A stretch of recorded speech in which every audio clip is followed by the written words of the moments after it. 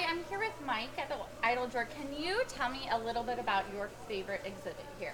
I like the Aspen display, the Aspen, Colorado display, because I lived in Colorado for a while, so I'm familiar with some of the mountain scenery, and I think the artist did a really exceptional job in putting the trees and landscaping and using scale in the buildings so that it looks like they're farther away than what they really are. But it's just a really pleasant scene.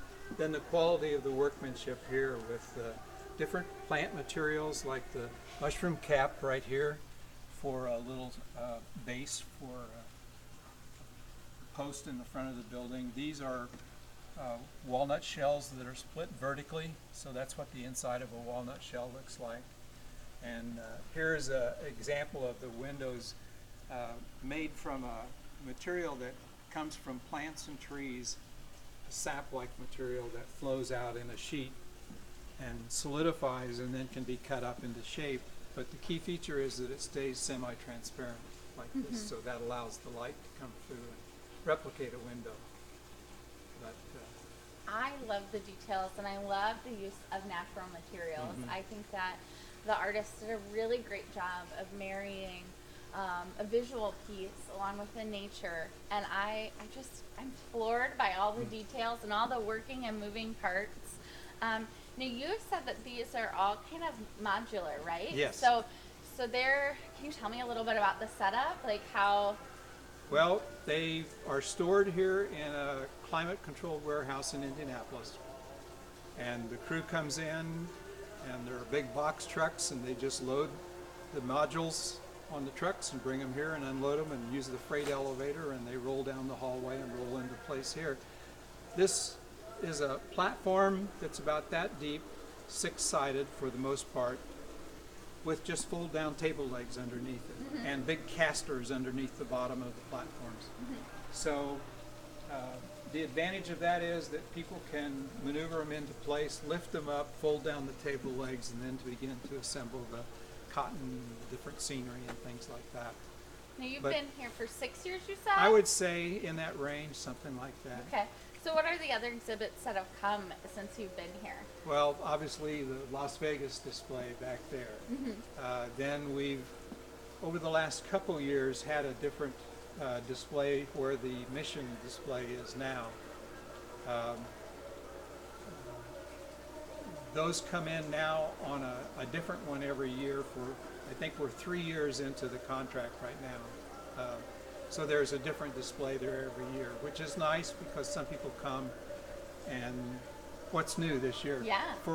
While we were developing in the first year, say in 2010, was just the 4 big modules in the middle of the room, nothing around the outside.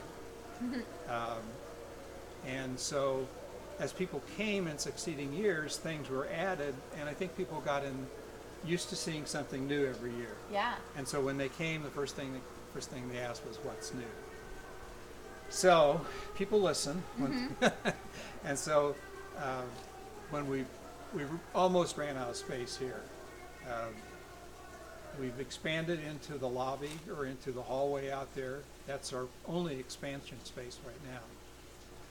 And so, it becomes a problem. How are you going to add something new? And so the concept of rotating an exhibit once every 5 years was a good solution. These are, as I understand it, leased from the studio where they are built. So it will either go on to another museum or botanical gardens next year, or it will just stay at Applied Imagination when it's built. And this is all by the same artist, right? That's Is correct. that what you said? Yes. His name is Paul Bussey.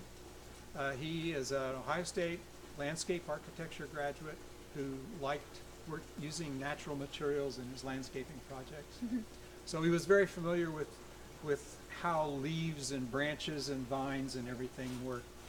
And he started incorporating that into his landscaping, and then as a hobby he would build little buildings out of those same natural materials.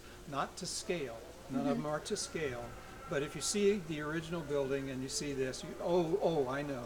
We have people who come in for some of the lodges in the Grand Canyon area and they say, well, we stayed there, but our room was a little bit farther down and the building doesn't go that far. So that's when we explain that the artist used a little license there making the different buildings. But, you know, they're familiar enough that people who have gone to the national parks say, oh, I recognize that. Yeah. So You said he was a botanical architect? That's Is what- that what he... that's a term that he came up with to describe how he used natural materials in his landscaping Yeah. and then also in his building projects like this, botanical architecture. I'm not sure you'll find that in a college catalog anywhere, but it's a niche market. There's not, there are other buildings, other train layouts, even of this size, but their buildings are built more to be real replicas of real buildings to scale.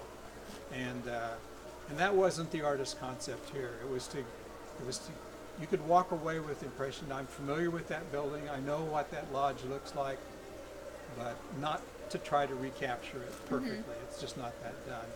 So he has the market in this type of business. And I haven't counted them up this year, but I would say there are probably 15 or so that are open just over the holiday season in cities like New York and Chicago and Washington, D.C., Atlanta, Georgia. There's one that goes into the Texas State Fair in August in Dallas.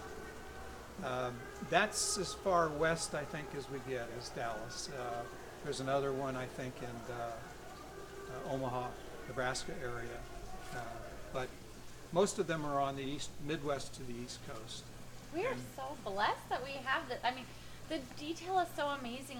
We were looking at another building, and the roof was all beautiful, different colors of leaves, and it just really added that pop. You felt like it was a three-dimensional shingled roof. It just was amazing. That's where the knowledge of what leaf replicates the natural or the real material that you're trying, or the artificial material that you're trying to use in creating the house.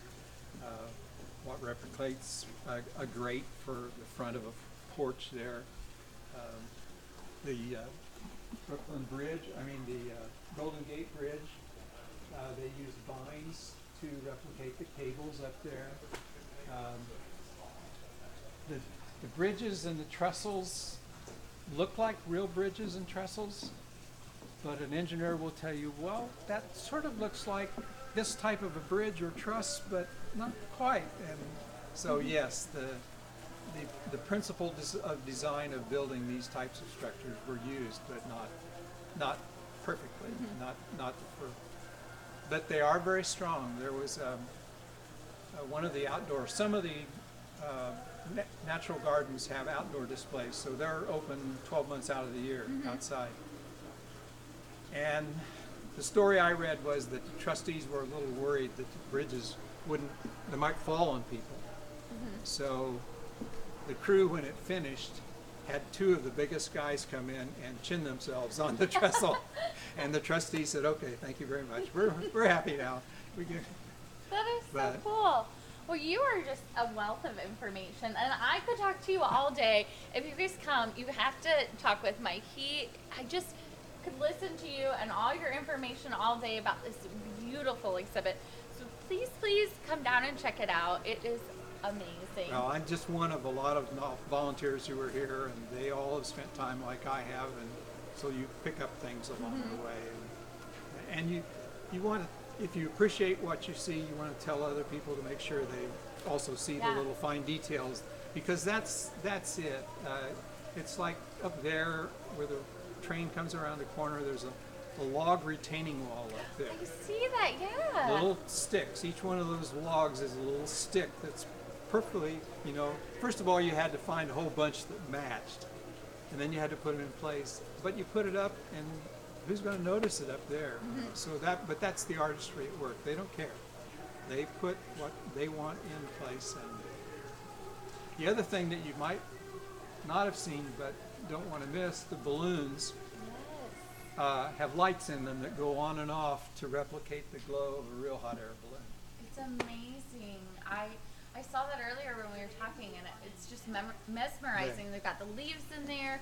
Well, thank you so much for sharing your joy with me. I can tell that this really is an exhibit that you love being in, and Yeah. it really radiates out of you. So thank you so much for sharing your Well, joy with happy me to. today. Happy